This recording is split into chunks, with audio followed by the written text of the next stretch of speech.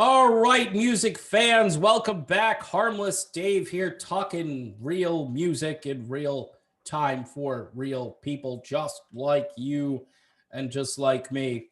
The battle between the battling of releases between Dennis DeYoung and Styx. Kind of interesting. I made a video a couple weeks ago saying the curious and somewhat suspicious timing of the new Styx release. Of course, everybody knew about the DDY release a couple of months ago because it was kind of telegraphed, here's when my album is coming out. Frontiers Music doing a great job promoting the new Dennis DeYoung album. Holy crap, Batman. Dennis dropped another song today. It's called The Last Guitar Hero. And if I was to compare that song with the new Styx song, Crash of the Crown, Dennis DeYoung wins. It's not even close, folks. Not even close. Dennis knows how to do Styx. Like, he knows the arrangement. He's got this guy, Tom Morello, playing guitar, and he's doing just an insane guitar solo on this track. Dennis, a little tongue-in-cheek over on Facebook, said, "Hey, man, I just want to rock." Which you got to go back a little bit through the interviews and so forth, but it's a quote. And it basically is, I think, a little salvo back at the Styx camp, because their whole premise is that Dennis DeYoung doesn't know how to rock. He's a balladeer. He doesn't like to work. He doesn't like to tour. He's a problem. He's difficult to deal with. Anyway, if it's just about the music, which when you boil it down, I tried to like some elements of the Styx song. It sounded a bit like Queen in places, which isn't necessarily a bad thing, but it didn't have that much of an identity to it. And your main lead vocalist on the track is JY. And I'm kind of doing this going, okay, you got Tommy, you got Todd Sucherman, and you got Gowan, but you're okay, whatever you guys want to do, you're making your point, and Dennis is making his point.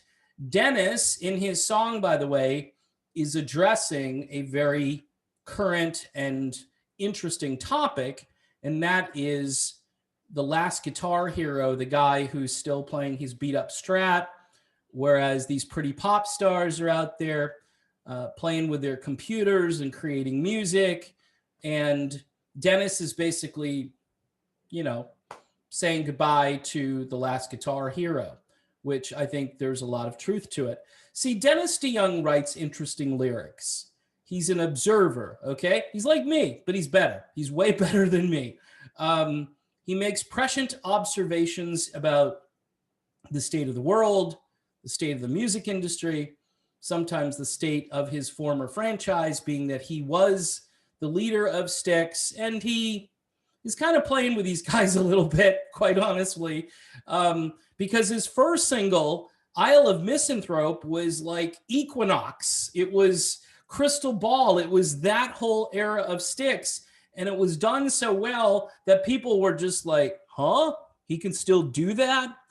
And people would say, well, he's not the guy he used to be vocally, but he's way closer than a lot of people at his age. He hasn't lost that much, and he still uses his voice very well because he's a trained vocalist, and he knows how to breathe, and he's preserved his voice over the years because he wasn't a drug addict. He didn't smoke or chain smoke.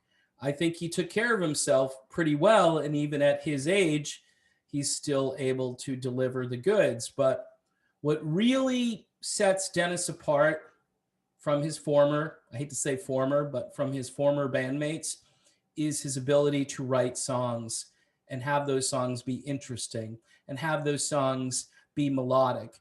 And quite honestly, the truth here is, when I first heard this track, I said, this sounds like something Tommy Shaw would have recorded, but the lyrics, quite honestly, are more interesting than something Tommy would have written. Not to say Tommy can't write a deep and interesting song. He can. But Dennis here kind of kills two birds with one stone. he writes a great song, and he writes a song that Tommy Shaw would have written, you know, I don't know, back during the Grand Illusion or something like that. I mean, this song rocks, ladies and gentlemen. And Dennis said that, you know, he just wanted to rock. That's it, man. I just want to rock. Leave me alone. I don't want to talk about that guy. So good for Dennis. And it's interesting. I'm sure Styx will counter. They'll have a song queued up and ready to go in a day or two. And I'll examine that one as we go back and forth. Hey, at least we have something to talk about, right? And for Styx and for Dennis, you know, maybe people will buy these records. Maybe they'll listen to them a little bit. Maybe they'll download. Maybe they'll show up for those concerts that are going to get booked, hopefully. It would be good if, you know, everybody would call a truce and these guys could get together and do their thing for a couple of months, and then Dennis can retire and live happily ever after, and he can have, you know, cocktails with Jim Peterick on the weekends or whatever he wants to do. I think he's proven himself, and here he really, I mean, I didn't think they'd have enough really good material, or Dennis would have enough really good material for 2 albums, but apparently he does. I mean, this might have been the best thing so far. I mean, The Last Guitar Hero, and this could be on a classic rock station right now if somebody had some, you know, cojones up in programming and say, oh, no, we'll play this right next to Renegade. This will sound awesome. Yeah. So that's my video. Thanks for watching. See you soon.